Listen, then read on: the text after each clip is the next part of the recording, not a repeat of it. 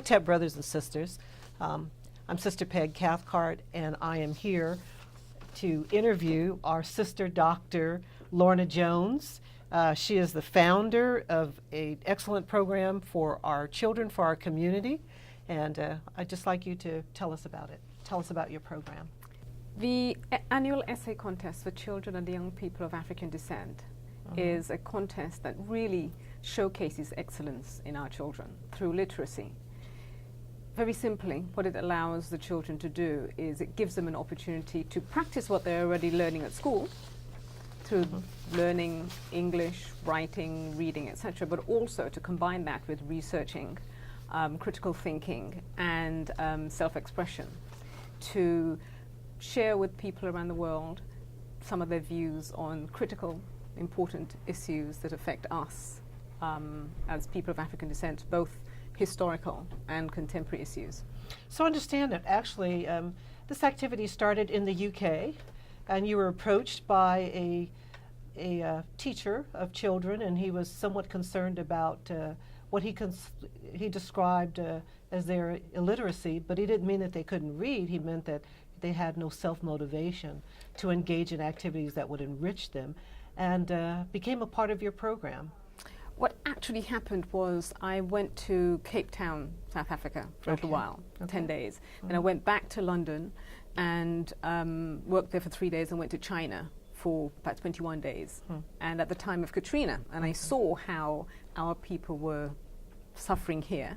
At the same time, I asked my driver and guide, how are people of African descent seen?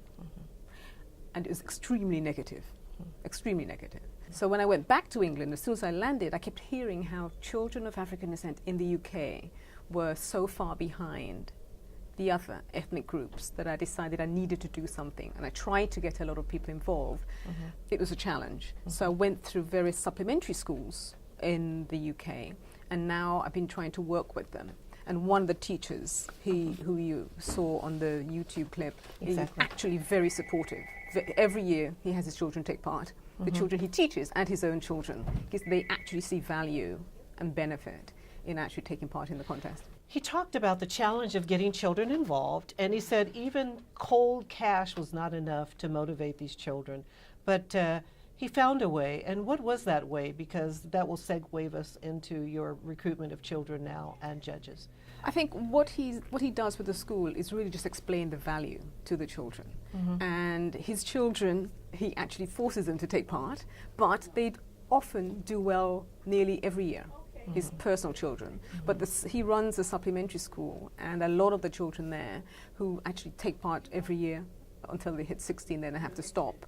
They actually thoroughly enjoy it, actually, and they've won many prizes and certificates. Every single child gets a certificate.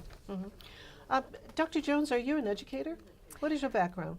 My background is, I've done marketing. I've worked in Paris, I've worked in San Francisco, London, but what I'm really interested in is children's development. So I started a children's library in the Caribbean, and I've been to South Africa and worked with some children there.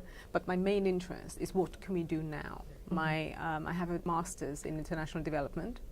So that, I think, is very important for us as a people to learn what is international development and how it affects us, mainly on the continent, but also in the Caribbean as well.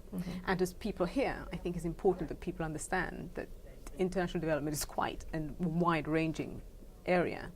And so that's why I bring a lot of that into the topics that the children are asked to write about. You have a British accent. Where are your roots? What do you I'm identify African, with? You're African? first of all. What part of the continent? But I was born in England, and raised in the Caribbean. A tiny island, 1.25 miles wide by 7 miles long, and went back to England. Also lived and worked in Paris for many years, and traveled extensively. But my heart is African. So you've seen children all over the world, African children in particular, of African descent. What is the commonality? What is the one theme that you see that actually would support an activity like this contest? For me, it's very, very clear. One example, although I started the contest in England, I struggled to get children in the UK to take part, that's for sure. So that's why I opened it up to children of our our children wherever they are in the world. And one year I had a group in Uganda where 100 children took part, so I had to go just to see. And I spoke at a number of different schools there. And the one thing I found very, very interesting is the children work really hard. Okay. The hours they spend actually studying from sun up to sundown.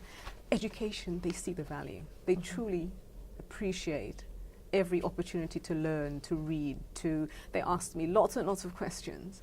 And I saw that there's a real push and an encouragement to really strive and do well at school. I saw that at schools, and I saw that at Makerere University. Okay. So the library was absolutely packed, every inch was packed with people eager to learn. So and we I should wish not- we could So we could do that. see more. We shouldn't underestimate the gift of our children. No. Sometimes we just have to understand what the key is to unlock that creativity, and at the same time to teach skill sets that'll carry them far beyond a contest. So now we're talking about our sister being here in Santa Clara County, Sunnyvale specifically, and we're hosting her. And I'd like you to talk about the contest, the mechanics, the specifics of it, and how it is, sister, that you have donated so much of your own money to make this happen. I think it's vitally important. I Okay. seriously really do. Because without education, I think we're stunted, basically. Okay. There's a lot going on about the world that we really need to be knowledgeable about. Okay. And a lot of times, children, if they're not given the chance and opportunity to read and research about these topics, they might not develop a viewpoint. And so that's why I think it's important for them to get a topic. So I choose the topics. I give them a wide variety of choices to choose from, between 5 and 7 or so. And they choose a topic. They spend 3 months researching it. And then one day, near the end of January, all children, whether they're in Brazil, whether they're in Africa, English or French-speaking Africa, the Caribbean, America, wherever they are in the world, they all sit down, write that. I email the actual essay topic on that day at that time, so they all have it. And they're in front of a teacher in a school setting. They write their essay there and then, and the school collect it and either scan it and email it to me or mail it to me, and then I scan a few hundred essays and email them to my judges. So the children actually, so we know it's their work. It's not auntie's work, it's their original work. Right. And it's important for them to put themselves into the topic after they've done their research and formulated their own views. And a lot of the topics, I'm told, are quite challenging. The younger age groups, the 7 to 10-year-olds, they write on things like why my parents' love is more important than toys, or how I would spend a week if I didn't have a radio, for example. Okay. Not everywhere has television. And things like why education's important and why it's important to be respectful. The 7 to 10-year-old, the 11 to 13-year-olds write on things along the lines in terms of respecting for family, of course, respect of family, agriculture, GMOs. I often try to find topics that children in a developing country can write about at the same time as children in developed countries can write about. And at that age, they start tackling some of the more challenging topics. For example, one of the topics a few years ago was Madonna and other Europeans and Americans are adopting African children. Yes. And what are the implications of that? What are the benefits or disadvantages? They've also written about Barack Obama when he was going for to become president of the country. Some of the older children now have the 14 to 16-year-olds. They've analyzed the speech that President Obama actually gave in Ghana compared to one that was written by I think it was one of the members of Pambazuka, in terms of the speech he should have given. So that was quite a good comparison. There was one other topic, too, about Walmart coming to South Africa and how it affected small businesses. So I think this is incredible to have children thinking about these things, Absolutely. learning how to do the research, and learning critical thinking, and being able to write about these things at their own age level, of course. That would be the expectation. You know, learning the kinds of skills that will mean a lot as they go forward in their education. So I was quite impressed by that. I'm wondering, how do we encourage our families, our black families in Sunnyvale and Santa Clara County to get their children involved?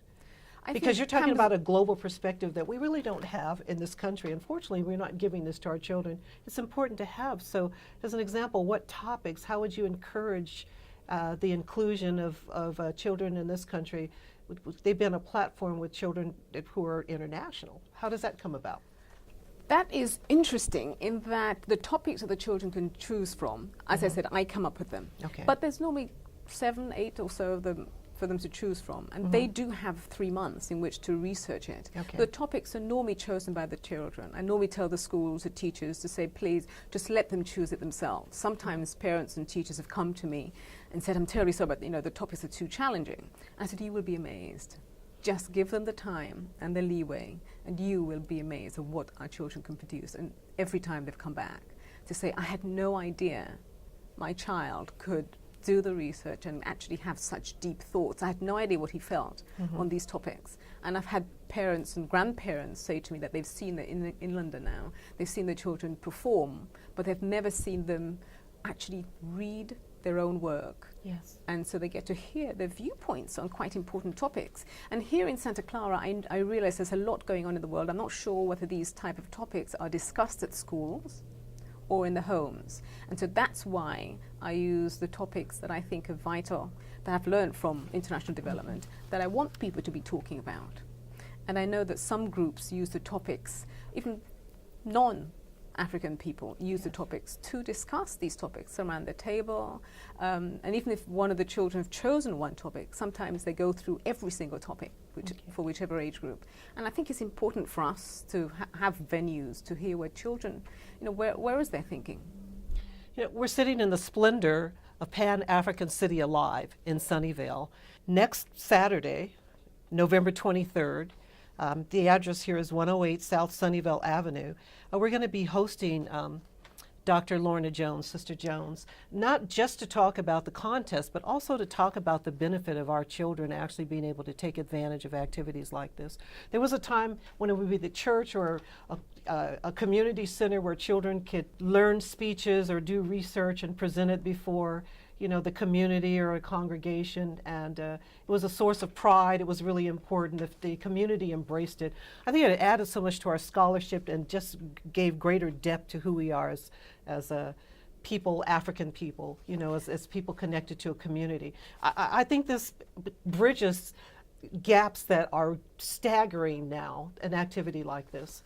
For me, it's very important. I've always kept it so that anyone of African descent can be a judge. You don't need to have a Ph.D. or a degree even, because anyone can find something positive and uplifting to say about a little 7-year-old's essays. Okay. Obviously, the more challenging political topics are taken on by the older children. Okay. So someone who has an interest in international relations and international politics would be more versed, let's say, to be able to respond.